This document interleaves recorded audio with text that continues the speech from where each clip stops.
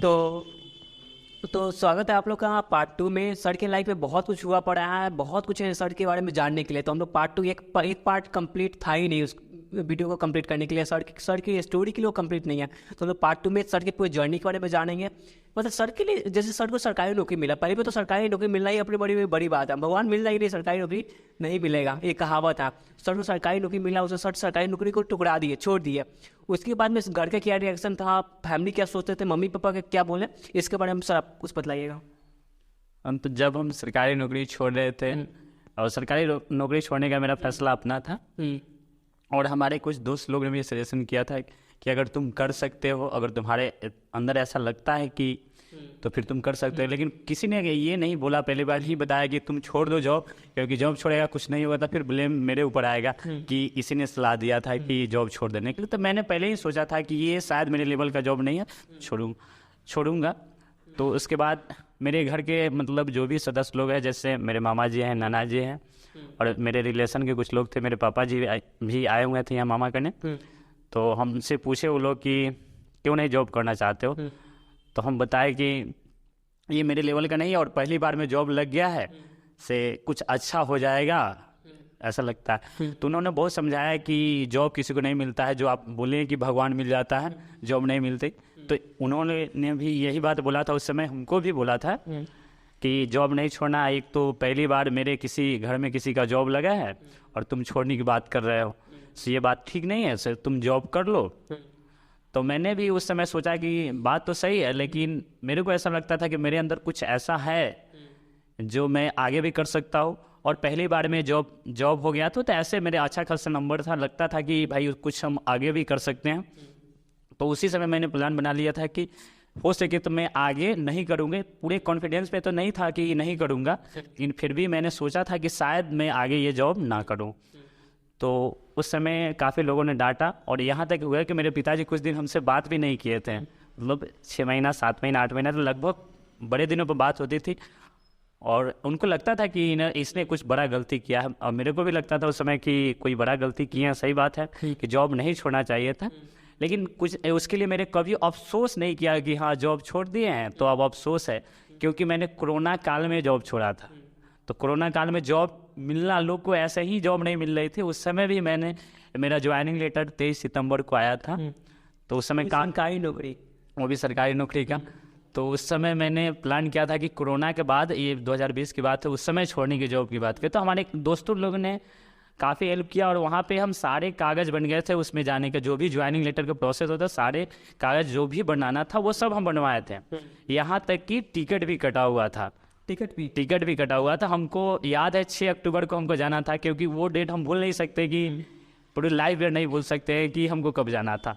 तो टिकट भी कटा हुआ था, और जाने की भी सब तैयारी हो गए थे। जाने से 2 दिन पहले हम मुजफ्फरपुर से आखिरी जो एक कोई ऐसा डॉक्यूमेंट था जो हम लेके आ रहे थे, तो उसी समय मेरे को ऐसा रास्ते में लगा कि शायद गलत, मतलब ऐसा लगा कि शायद हम जिस लायक है शायद वहाँ नहीं जा रहे हैं। उसके बाद मैं घर आया और सबसे पहले अपने नानी को बताया कि मैं यह नहीं करूँगा। तो उन लोगों ने समझाया कि तुम जाओ वहाँ पे एक बार देखना, अगर तुम्हारे लायक नहीं हो तो तुम छोड़ के चला गया तो कुछ नहीं कहेंगे तुमको। तो पहले तो मैंने उस समय प्लान बनाया, और आप जानते हैं कि मोतीपुर से एक महाना पेट्रोल पंप है, तो वहीं पे हम पेट्रोल के लिए जा रहे थे गाड़ी से। तो रास्ते में एक हनुमान मंदिर मिलता है, तो वहीं पे मैं रुका, और उसी समय वहीं पे मैंने टिकट कैंसिल किया था। वो 6 अक्टूबर का टिकट था। तो 2 दिन पहले उसे जाने से 6 अक्टूबर था, यानी 4 अक्टूबर को मैंने टिकट कैंसिल कर दिया था। और उस समय उसी दिन मैंने सोचा था कि या तो अब तो ज़िंदगी मेरा या तो आगे ही जाएगा, मतलब ज़िंदगी में हमेशा आगे ही जाना है, और नहीं तो ऐसा कुछ करना है कि घर परिवार को ऐसा लगे कि चलो जॉब छोड़ने के बाद कुछ ऐसा कर रहा है, जिसके बाद मतलब उन लोगों को लगना चाहिए कि कुछ ऐसा कर रहा है कि कम से कम उसकी भरपाई। और मैंने ये भी सोचा था कि अगर घर परिवार वाले को, अगर हम ट्यूशन पढ़ा रहे हैं तो उनसे कुछ इनकम अगर घर परिवार वाले को हो रहा है, कुछ पैसा दे रहे हैं, तो उनको भी लगेगा ऐसा कि चलो जॉब छोड़ने के बाद कुछ तो हेल्प कर रहा है। तो मैंने ट्यूशन जो पढ़ाया था उसमें क्लास 11-12 का भी ऐड कर लिया था, उस समय भी पढ़ाना शुरू कर दिया था थोड़ा। उसके बाद मैंने टिकट कैंसिल किया, और उसके बाद फिर से मैंने एक बार पढ़ाई करना शुरू किया। लेकिन उस समय भी NTPC जो रेलवे का वैकेंसी था उसका एग्ज़ाम अभी शुरू नहीं हुआ था उस समय। तो ये भी डाउट था, कुछ लोगों ने काफ़ी उस समय भी बोला कि इसकी भी गारंटी नहीं है कि तुम एनटीपीसी के जिसके बारे में बोल रहे हो कि इससे बड़ा लेवल जॉब हो जाएगा, उसकी फॉर्म आए हुए भी मतलब 2 साल हो गए, अभी तक उसके डेट के बारे में भी नहीं पता है। तुम आगे क्या कर सकते हो, अभी एग्ज़ाम के बारे में पता नहीं है, क्या पता तुम्हारा पैर टूट जाए या कुछ हो जाए तो तुम क्या करेगा, आगे कुछ नहीं कर पाएगा। तो उसके बाद जैसे ही एग्ज़ाम के डेट आई तो उसमें मेरा एग्ज़ाम हुआ था 24 जुलाई को, फर्स्ट एग्ज़ाम प्री का एग्ज़ाम हुआ था उस समय। और उस समय मैंने एग्ज़ाम दे के आया तो काफ़ी लोगों ने पूछा मुझसे, तब मैंने बताया कि मेरा सिलेक्शन हो जाएगा, प्री में हो जाएगा सिलेक्शन। उसके बाद मैंने CBT 2 की तैयारी करना शुरू कर दिया, सेल्फ स्टडी करता था, सेल्फ से अपने से स्टडी करना शुरू कर दिया। कुछ दोस्त भी थे उस समय, तो आपको बताया था कि दोस्त लोगों से अलग। उसके बाद कुछ ऐसा घटना हुआ कि हम अलग रहने लगे, और उसी बीच में मेरी एक दीदी भी डेट कर गई हुई थी। तो उस समय मैं कोचिंग अलग पढ़ा रहा था, तो उस समय थोड़ा सा इमोशन मतलब मेरे को ऐसा लगा कि, लेकिन फिर भी मैंने सोचा कि नहीं हमको कुछ ऐसा करना है और हम करने के लिए यहाँ आए हैं, तभी तो जॉब छोड़े हैं। उसके बाद फिर से मैंने पढ़ना शुरू किया, और आपको पता भी होगा कि एनटीपीसी का जब रिजल्ट आया था तो पटना में छात्रों ने काफ़ी रिजल्ट के विरोध में प्रदर्शन भी किए थे। उस समय मेरे पहली बार जिस समय रिजल्ट आया था उस समय भी मेरा रिजल्ट था, मतलब पहले जिस समय रिजल्ट आया था उसमें ही रिजल्ट था। तो उस समय मेरे रिश्तेदार लोग जो हमको जानते थे, उन्होंने फ़ोन करके पूछा कि तुम्हारा रिजल्ट है कि नहीं इसमें। तो मैंने बताया कि हाँ रिजल्ट है, और सभी लेवल में रिजल्ट है, लेवल जितने भी है 2, 3, 4, 5, 6 सब में रिजल्ट है। तो उन्होंने सोचा कि हाँ शायद इस बार कुछ अच्छा कर ले, लेकिन उन्होंने कभी ये नहीं बताया कि अब तुम आगे कुछ नहीं जा कर सकते हो। उन्होंने सिर्फ ये बोला कि चलो आगे तैयारी करो, और भी एग्ज़ाम होते हैं, उनके मन में जो भी हो, लेकिन हमको बोले कि और भी एग्ज़ाम होते हैं, और भी एग्ज़ाम निकालना पड़ता है, ऐसे ही नहीं सिलेक्शन हो जाएगा। अभी सिर्फ तुम फर्स्ट एग्ज़ाम पास किए हो, दूसरे एग्ज़ाम में सिर्फ बैठ सकते हो। उसके बाद मैंने दूसरे एग्ज़ाम की अच्छे से तैयारी की। उसके बाद मेरा जहाँ भी सेंटर में गया वहाँ पे हम गए, एग्ज़ाम दिए।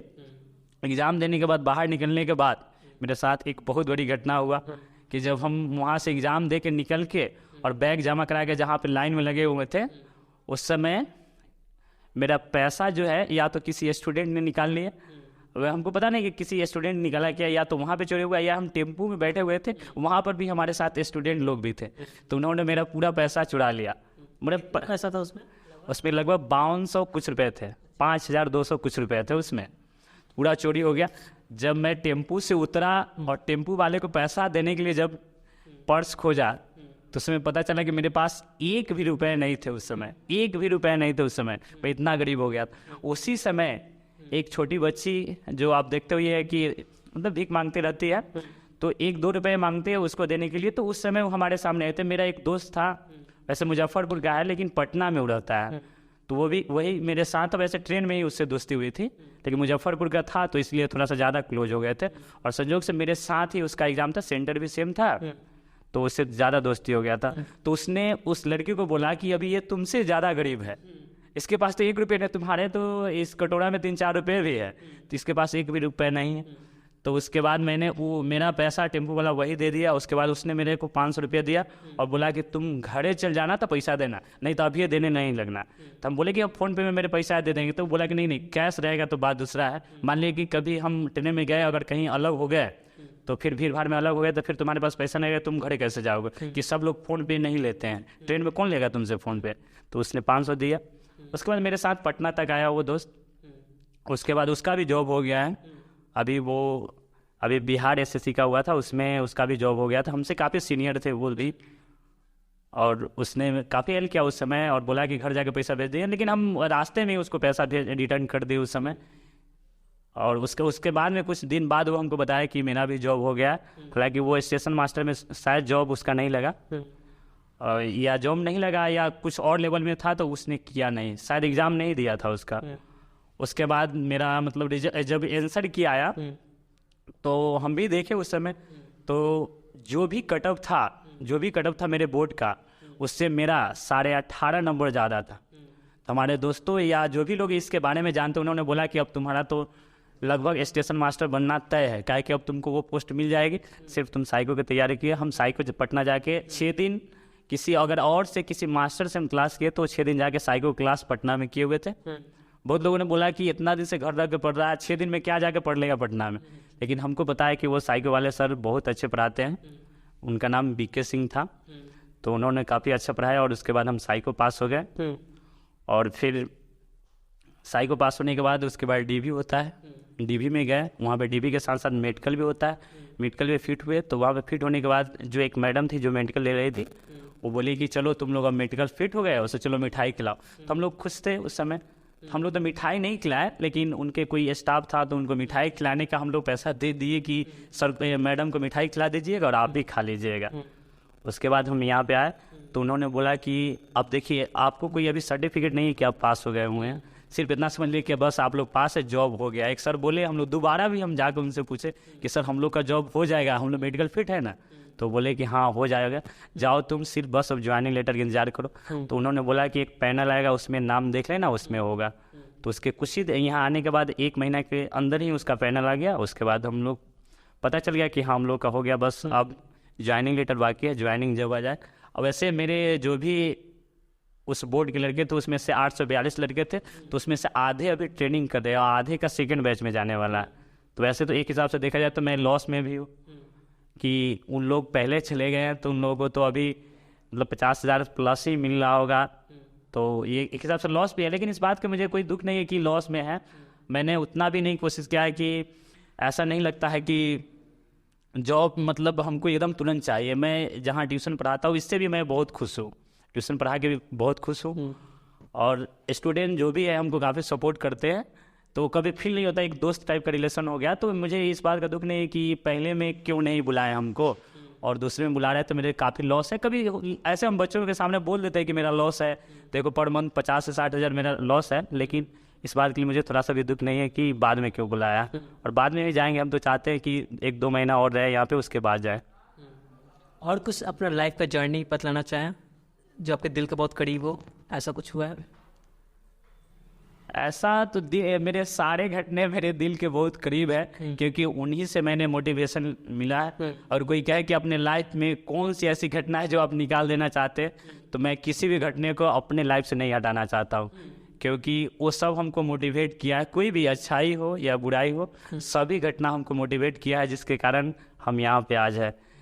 किसी भी घटना को मैं अपने लाइफ से नहीं निकालना चाहता हूँ, और सबको उतना ही इम्पोर्टेंस है, या मेरे साथ अच्छाई हुआ या बुराई, सबके मोटिवेशन से मेरे मोटिवेशन मिलता था, जिसकी वजह से हम पढ़ पाए। अगर कोई हमको नीचे भी दिखाता था तो ऐसा लगता था कि नीचे दिखा रहा है तो वो भी मोटिवेट कर रहा है, उसका काम है करना, तो उससे हम पॉजिटिव न्यूज़ लेकर और पढ़ना चाहते थे और पढ़े भी, और उसके बाद सिलेक्शन भी हुआ। तो अभी हम जानना चाहिए, यहाँ पर सर के कुछ स्टूडेंट बैठे हुए हैं, तो उनको यहाँ पर बुलाते हैं और चाहते हैं वो उनके माइंड में क्या चल रहा है सर को लेके, उनका कोई क्वेश्चन या कुछ सवाल सर के बारे में। तो आ जाइए कोई भी, जल्दी फास्ट। कोई वैसा आ जाइए आपको, आपने बस जो भी आपको सवाल लगता है सर के बारे में, इधर आ जाइए ना, क्या मंगवा देते। तो अपने नाम? मेरा नाम सौरभ कुमार हुआ। हाँ, और सर कोई सवाल सर से क्या तैयारी कर रहे हैं अभी आप? सर से तो हम लोग 2018 से जुड़े हुए हैं। मेरा है सौभाग्यशाली के पहला बैच हम लोग थे जो 10th सर पढ़ाना स्टार्ट किए थे। उस समय हम 3-4 लड़का आए हुए थे और वहीं से स्टार्ट हुआ है, और सर से आज भी जुड़े हुए हैं, और मुझे लगता है कि सर से ही नौकरी लेकर भी जाएंगे। और इनका भी SSCGD में मतलब कि अच्छा खासा नंबर आया, अभी आंसर किया है SSCGD में, तो इसमें भी इनका भी सिलेक्शन हो सकता है अभी। लेकिन अभी मेडिकल बाकी है, DV बाकी है, उसका होता है कुछ प्रोसेस बाकी है, तो उसमें भी इनका भी सिलेक्शन हो सकता है। सर से कुछ सवाल आपका? सर से क्या सवाल कर सकते हैं? वैसे जो भी सवाल आते हैं ये लोग क्लास में पूछ लेते हैं, समझे। वैसे और फिर भी कुछ पूछना चाहते हैं तो आप पूछ सकते हैं। सर से काफ़ी, अगर कुछ सीखा हूँ तो उनसे काफ़ी इंस्पायर होता है। सर बराबर कहते हैं कि आप ऐसा तैयारी कीजिए कि कभी जनरल और OBC इसका कभी टेंशन ही ना रहे। तो इससे मैं काफ़ी मोटिवेट हुआ, और कोई भी एग्ज़ाम में अभी भी तैयारी करता हूँ, सर से जुड़ा हुआ हूँ, तो उसमें मैं यही सोचता हूँ कि हमेशा जो है कि 10 नंबर 20 नंबर ज़्यादा लाऊं, ताकि इसका टेंशन ना रहे। क्योंकि पिछला बार जो हुआ है, पिछला बार मैं कुछ नंबर से रह गया हूँ, तो इससे मैं काफ़ी इंस्पायर हुआ हूँ। तो इस बार मुझे लगता है कि मुझे इस पे ही फोकस करके, और मैं इसी पे काम कर रहा हूँ, और इस सर से काफ़ी चीज़ सीखा हूँ। अभी हमेशा मतलब इनसे मोटिवेशन मिलता ही रहेगा। और मैंने सबको बताया, जो भी स्टूडेंट ने बताया, मैं कभी भी बोलता हूँ कि जनरल OBC ये सब SC ST के झंझट में नहीं पड़ना है। इतने नंबर लाइए ना कि ये सबसे ऊपर उठ के लेवल की बात करें, इससे नीचे की बात नहीं करें, इससे ऊपर उठ के बात करें। और मैंने भी कभी OBC और जनरल ये कभी महसूस नहीं किया। और कोई आके कहता है कि मेरे को कहे कि हाँ तुम OBC तो तुम्हारा जॉब लगे, ऐसा नहीं है। मेरा जनरल से भी ज़्यादा नंबर है, समझे। तो ये कोई नहीं कह सकता है कि तुम OBC में इसलिए जॉब लग गया है, ऐसा भी नहीं है। और मैं किसी को भी नहीं कहता हूँ कि फलाना अपनी काबिलियत पे जॉब लगा, किसी का भी लगा उसकी काबिलियत है। और किसी का, जो लोग कहते हैं कि उसका किस्मत अच्छा था जॉब हो गया, ये गलत है। किस्मत अच्छा नहीं था, उसने मेहनत किया है तब जाके जॉब मिला है। किसी भी बच्चे को कभी भी नहीं करना चाहिए कि उसका किस्मत अच्छा था तो जॉब हो गया, काहे कि उसके पीछे जो लोग मेहनत कर रहे हैं अभी उस सक्सेस नहीं हुए हैं, उनके पीछे की आप कहानी नहीं जानते कि वो कितने स्ट्रगल किए। जैसे मेरे लाइफ के बारे में हम सिर्फ इंटरव्यू में बोल दे रहे हैं, लेकिन हम क्या फील किए हैं इतने दिनों में वो हम जानते हैं। वो रोए भी है, हंसे भी है, खेले भी है, गाए भी है, सब चीज़ किया है।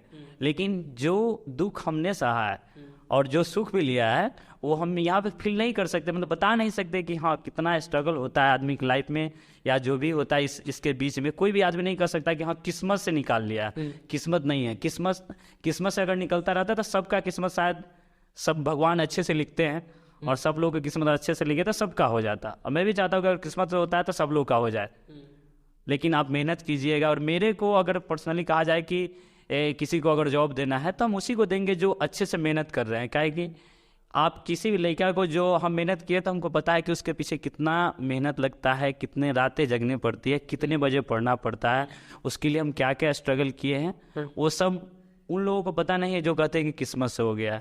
जो भी स्टूडेंट है, किसी भी स्टूडेंट से भी मिलिए, उससे पूछिए कि सरकारी नौकरी की अगर कोई तैयारी कर रहा है तो कितना मेहनत करता है।